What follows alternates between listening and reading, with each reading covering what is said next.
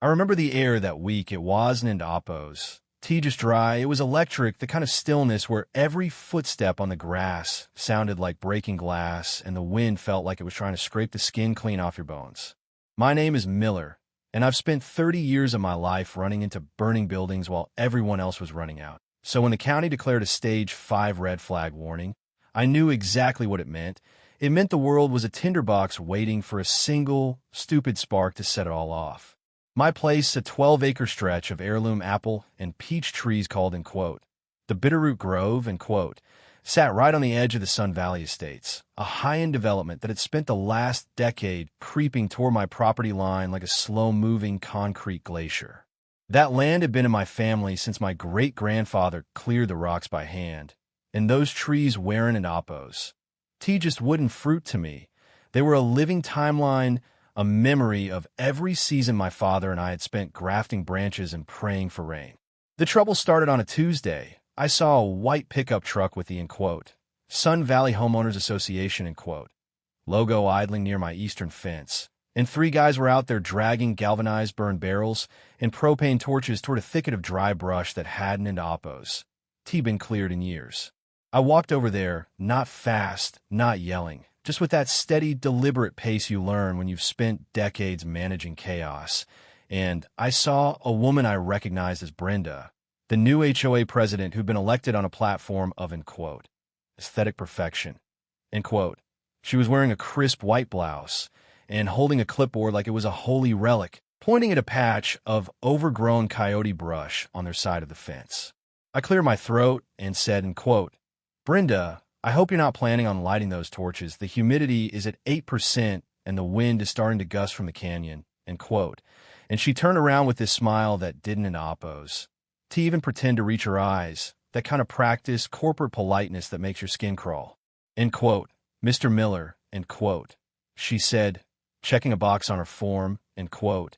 We're performing a mandatory vegetation management sweep to bring the common areas up to code.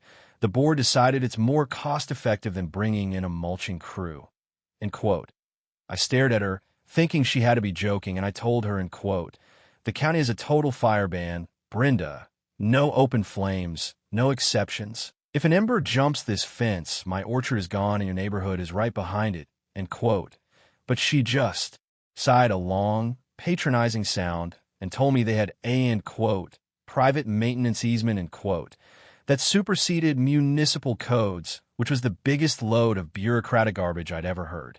I didn't in Oppos. To just take her word for it, I went home and called the fire marshal's office. Then I sent a certified email to the entire HOA board, CCing the county inspector, including photos of their equipment and a copy of the emergency declaration. I even walked back out there an hour later with my phone out recording.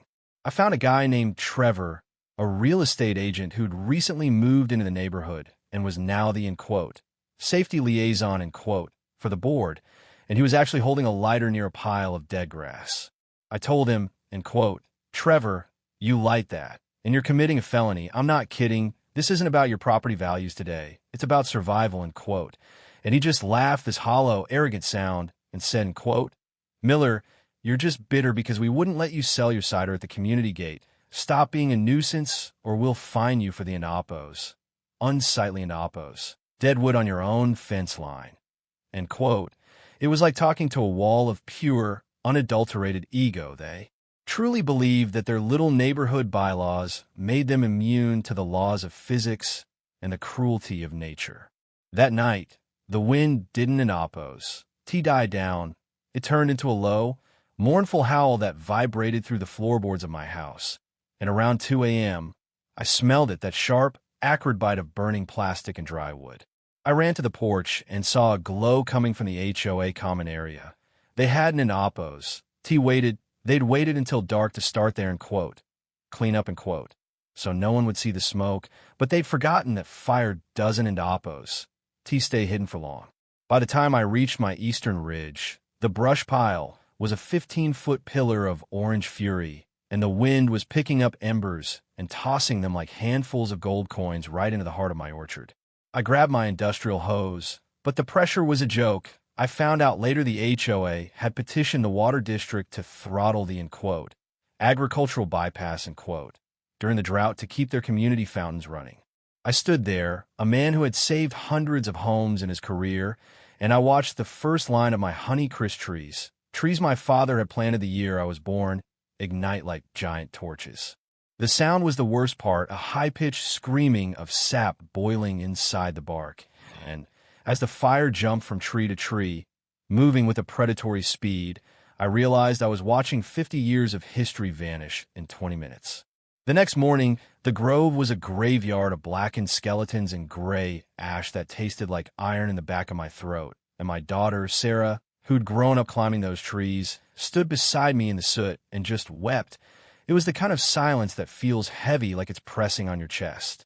But the real kick in the teeth came 3 days later. I got a knock on my door from a process server. The HOA was suing me for, in quote, reckless endangerment, in quote, and in quote, negligent property maintenance, in quote, claiming that the fire had started on my land because I hadn't end oppos, clear my, in quote, combustible orchard, in quote, and that their maintenance crew had actually been trying to create a fire break to save the neighborhood from me. I sat there at my kitchen table, looking at the photos Trevor had taken of the fire, photos he'd carefully framed to make it look like the flames were moving from my land to theirs, and I felt something cold and hard settle in my gut. It wasn't an oppos, just anger anymore. It was a quiet, clinical resolve. They wanted to play with fire. They wanted to use the legal system to bury their sins, but they forgot that I knew how fire behaved, and I knew how to follow a trail of ash back to its source. I spent the next month working like a man possessed. I hired a private forensic fire investigator, a guy I'd worked with back in the day named Silas, and we spent a week sifting through the remains of that brush pile on the HOA side of the fence. We found exactly what I knew we'd find: melted fragments of a propane torch and the remains of an accelerant canister that Trevor had been too lazy to properly dispose of.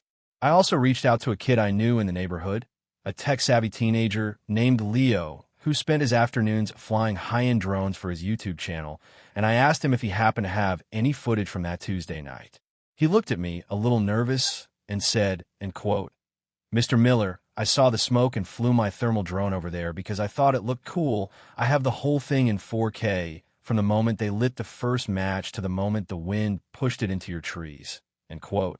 When I saw that footage, I almost cried. You could see Trevor and 2 other board members standing around the fire, laughing and drinking beer, while the embers were clearly raining down on my orchard. They didn't in oppos, even try to put it out when it jumped the fence. They just packed up their gear and ran back to their houses. But the universe has a strange way of balancing the scales, and it didn't in oppos. Wait for a courtroom to do it. About 6 weeks after the orchard burned, a second wind event hit, a real monster that came roaring down from the north with gusts reaching 70 miles per hour. I was sitting on my porch, watching the sky turn a bruised purple, when I saw a flicker of movement on the HOA ridge. Those idiots had never properly extinguished the deep-seated, in quote, duff, in quote, fire in the roots of the trees. They'd partially burned, and the new wind had breathed life back into the subterranean embers. Fire is a living thing. It can sleep in the roots for weeks, waiting for a breath of oxygen to wake it up, and this time, there was no orchard left to act as a buffer. The fire roared out of the ground like it was angry it had been ignored, and because the wind was blowing from the north, it didn't in oppos. Come toward me. It turned its back on my blackened field and marched straight into the Sun Valley estates. I stood on my ridge with binoculars and watched the reckoning. It moved through those, in quote, architecturally approved, in quote, vinyl fences like they were made of gasoline, and the decorative cedar shingles they'd insisted everyone install became a highway for the flames. I saw Brenda's house, the one with the white columns and the perfectly manicured topiary, catch fire from the roof down, and within minutes, the entire cul-de-sac was a tunnel of fire. The ironed-out lawns and the synthetic turf they'd bragged about melted into a toxic sludge, and the very fountains they'd stolen my water for were useless against a firestorm that was leapfrogging from house to house. I saw Trevor's SUV explode in his driveway, a fireball that sent a plume of black smoke into the sunset, and for the first time in my life, I didn't in oppos, feel the urge to grab a hose. I just stood there, a witness to a disaster they had literally planted in their own backyard. When the dust settled and the insurance adjusters arrived, the HOA tried to pull the same stunt. claiming it was an, act of God, or a continuation of the fire I had supposedly started, but this time, the state fire marshal was involved. I walked into the first community meeting after the disaster, held in a rented tent, because the clubhouse was a pile of twisted rebar. And I didn't oppose. Say a word, I just handed a thumb drive to the county prosecutor who was sitting at the front table. On that drive was Leo's drone footage, Silas's forensic report, and a paper trail of every warning I'd sent that they had ignored. The room went dead silent as the video started playing on the projector screen. Seeing Brenda and Trevor laughing while my life's work burned was the final nail in the coffin.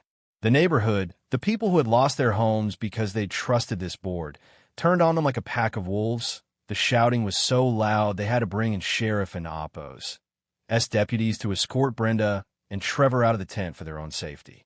The legal fallout was a bloodbath for them. The HOA and oppos.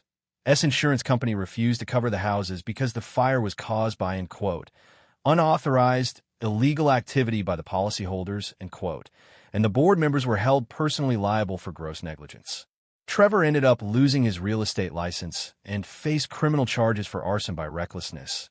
And Brenda, well, last I heard, she moved 2 counties over to live with her sister, her, perfect, life completely dismantled by her own arrogance. As for Sun Valley Estates, the homeowners voted to dissolve the HOA entirely. They realized that the, protection, they were paying for was actually a suicide pact led by people who cared more about the color of a mailbox than the safety of their families. Today, my orchard looks different. It's not the lush canopy it used to be, but there are green shoots coming up from the blackened soil, and Sarah and I have spent the last year planting new varieties that are more resilient, more adapted to this changing world. We built a new fence, not a vinyl one, but a heavy-duty fire break made of stone and local clay. And sometimes, I see my former neighbors walking past, looking at the empty lots where their houses used to be, and they nod at me, a look of profound, quiet regret in their eyes. They lost their homes, and I lost my history, but in the end, the truth was the only thing that didn't end oppose. Burn. But it makes you think, doesn't end oppose it? We live in these communities thinking that the rules keep us safe, that the people in charge know what they're doing just because they have a title and a clipboard. We hand over our autonomy to these small-time power trippers and hope they'll look out for us, but when the wind changes and the embers start to fall, you find out real quick who's actually standing on solid ground and who's just building their castle out of matchsticks. So, I got to ask you if you saw your neighborhood board doing something you knew was dangerous, something that put everyone at risk but looked, good, on paper, would you have the guts to stand up and be the, nuisance, like I was? Or would you just keep your head down and hope the wind doesn't oppose? Blow your way? I'd love to hear your stories about HOAs gone wrong, or maybe a time you saw justice serve in a way you never expected. Let's talk about it in the comments, because sometimes the only way to stop a fire is to make sure the truth gets out before the first match is even struck.